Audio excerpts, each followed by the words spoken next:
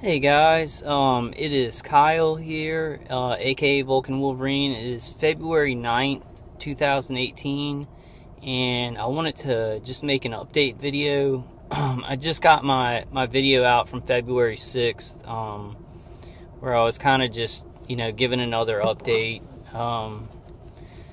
What do I have to say about all this Good Morning Vietnam? This just goes on and on and on. I'm probably gonna, go through some more articles and try and get out some more concrete stuff that's in the mainstream that's connected to target individuals. But for like a week, my internet was out. It just went out all of a sudden the day after I found this awesome thing online where you could read any comic book, and I'll show you all that. It's pretty cool, and any target individual who likes comic books and wants something to distract them from the torture, it's probably a very good tool to use. So I was hesitant. I wanted to just wait to see if it would fix itself, because it had something to do with the broadband, and I was thinking maybe they were doing some work around my place. But I did, after about 3 days of it, I did call AT&T and just get somebody to come out. When they checked the place in my condo where the broadband is connected in, he found that I was connected to a line that was just down. It had holes in it, and it was like a line that could not get any service. And it's weird because I got hooked up. I got my new condo, got hooked up months and months ago, probably a year ago, and I've never had any problems like that. But all of a sudden one day, boom, it just goes out, and apparently I'm connected to the worst line in the condo, the worst DSL line out, that's full of holes and just rusted and broken.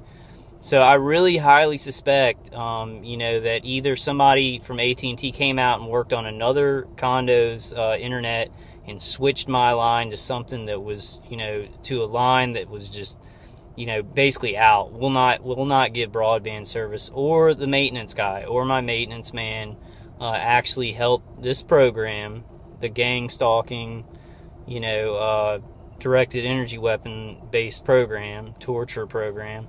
And switched over my internet, just switch it to a line that he knew didn't work.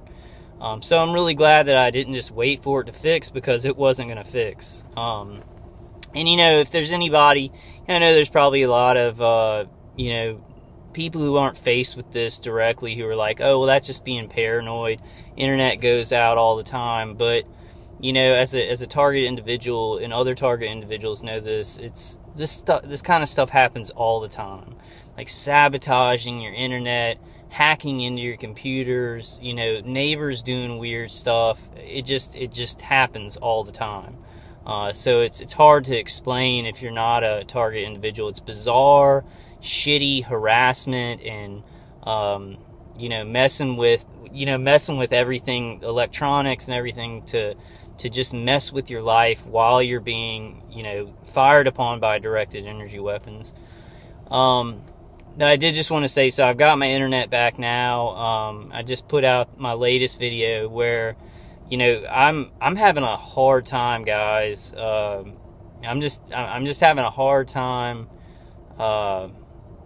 thinking, even doing a video where I want to just give an update about what's going on. My brain, I'm feeling sharp pains all around my head, and also, my neck and the left side of my jaw is just being mutilated beyond comprehension. I've got things that buffer it down, and a really, really awful thing, which I guess I try not to talk about so much, but it's really the hardest thing for me as a target individual, is the Chatterbox V2K. It's, I wake up and it's going, and then when I'm going to sleep, it's going, and it's I kind of want to just, right now, it's at a level where I can't really understand everything they're saying, and it sounds like it's coming from the roof of my car right now. When I'm sitting in my room, it sounds like it's coming from behind me. It sounds like if I had neighbors behind me, which I don't, it's like out in the atrium. It's like they were sitting out in the atrium and I could hear them, kind of. And they can switch that around, like to where I'll hear it from the left or I'll hear it from the front, the same chatterbox voices. So like right now the guy said, the male voice on it said, "I don't care."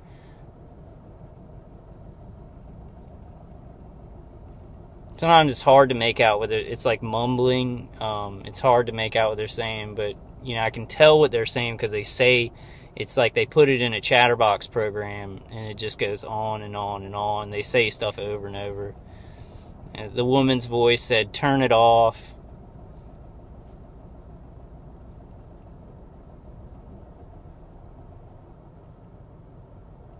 The woman's voice said, it is crazy. And then the guy said, you know, "I'm not playing around with him anymore."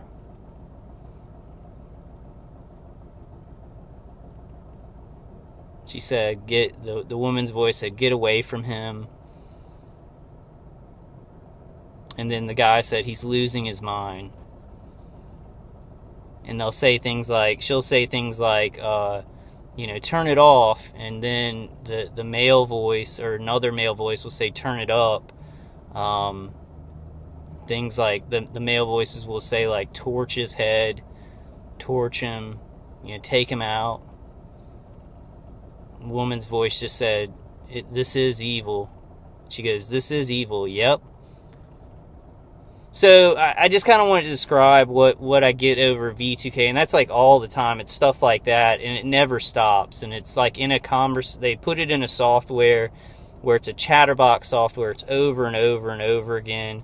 And they space it out and make it sound like a conversation, and I guess sparse out things so they only say things over and over a certain number of times. They've been working on this for years and years as they've had the microwave hearing connected to me.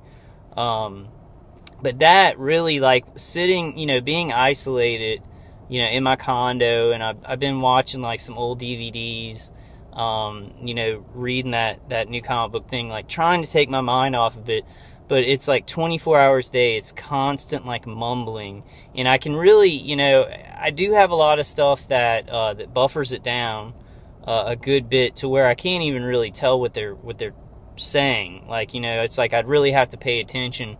But sometimes, like if they know that it's at that level, the guy will like yell, "Get out of here," or you know, "We're gonna kill you," or something like that. He'll say it real loud to test the level of how loud it is, of how I'm hearing it. You know, so they'll do that sometimes. Let's see, hold on one second, guys.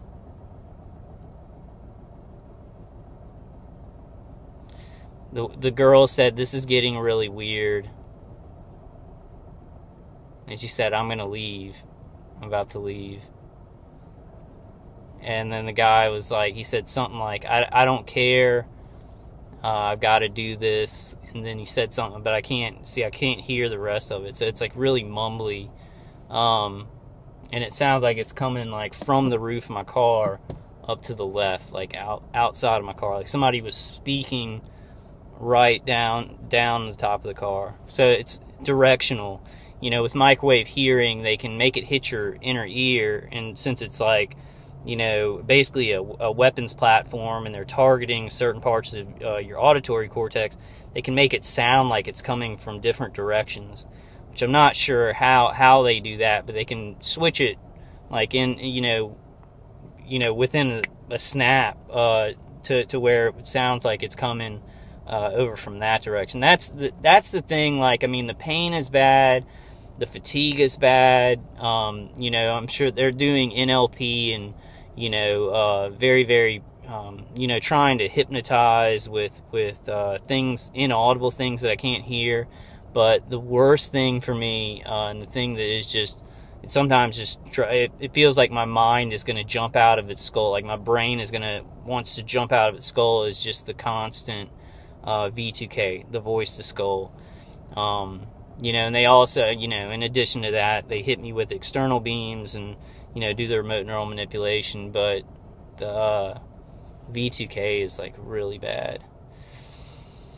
And I've been really avoiding it because I didn't know if I could do it without crying, and so I think I can.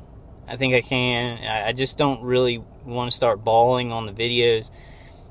We lost another very, very good person about 3 weeks ago, and she was always on my calls. Her name was Elvira, and I don't think I'm going to give her last name out, but she was on all my late night calls, you know, she was a fighter, and she had been tortured by these electronic weapons and poison for many years. And she was hanging on. She'd been in and out of hospitals, you know, in the last couple of months.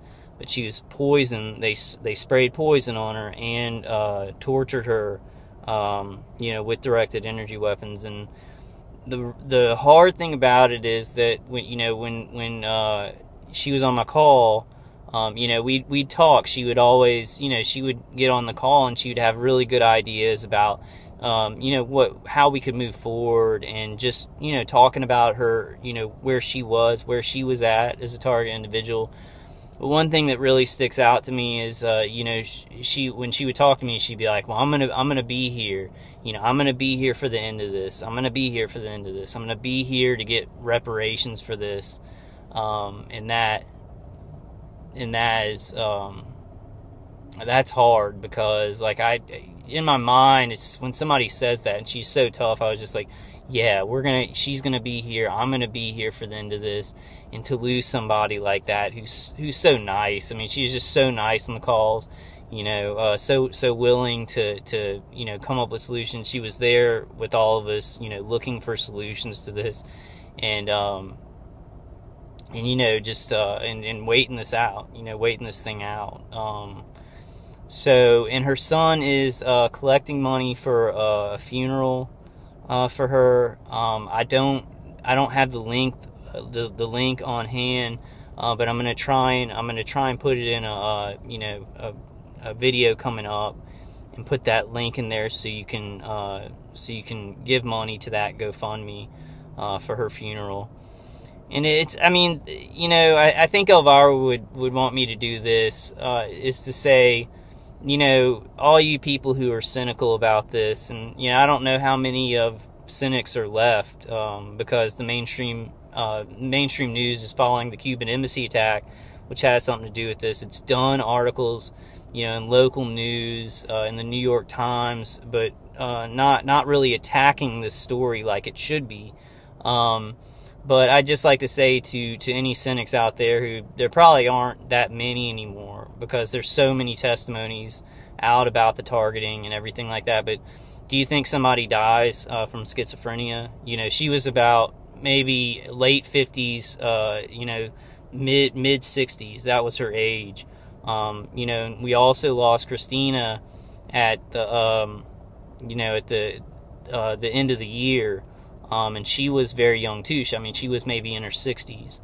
And yeah, I mean, their bodies gave out from extensive torture and poisoning from this directed energy weapons program, from experimentation. And I'd just like to ask any level-minded human being, do you think somebody with schizophrenia, just their body gives out from schizophrenia?